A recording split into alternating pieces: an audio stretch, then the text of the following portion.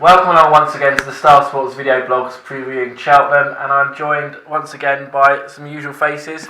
Claude Duval, the punter's pal, Bill Esdale, City AM's racing editor, and Channel 4's the female Tanya Stevenson.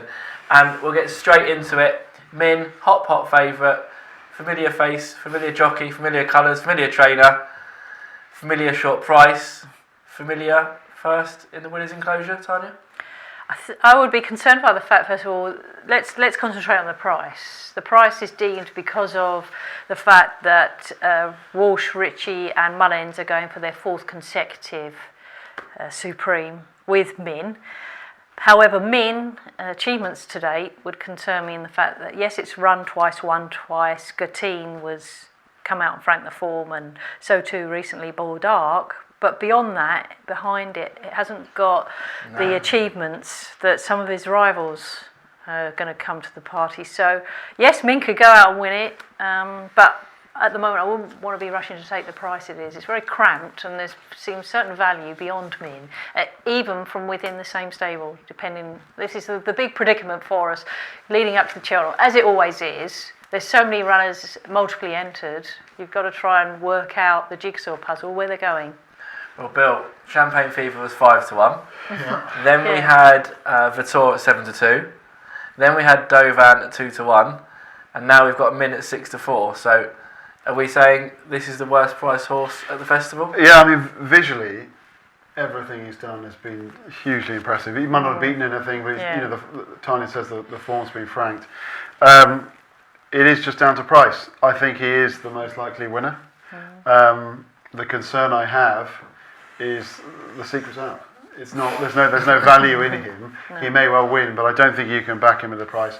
The Henderson pair, next two in the betting, Altior and Bouvier, strong chances. The one I like, though, I'm going to overlook them. The one I like is Tombstone, Gordy Elliott's horse. I like him just because the price is around 12s, I think, with you guys. 6 runs in his life, never encountered the decent ground. His mum, Connaught Hall, Willie Mullins trained, not Gordy Elliott trains Tombstone. The thing I like about this horse is that I think he'll be better for better ground. I think he'll appreciate 2 miles, strong pace, and I think he's a bit of value. I think Min's the most likely winner, but I'd take a chance on Tombstone. Claude? Well, I can remember several real hot pots being turned over in this race. My Tento yours and Dun Gwib, I remember, were supposed to be absolute certainties. Q Card, Cousin Vinny, Amaretto, Concerto. You love these names. Oh, don't you, as a bookie? But it's all gone wrong in the last 3 years. Well, it has. It's trying to get back on track, I think. Ritchie, my close personal friend, I mean, he spends fortunes on horses. But this, of course, was an absolute... Nearly as much as you do on red wine. Cut.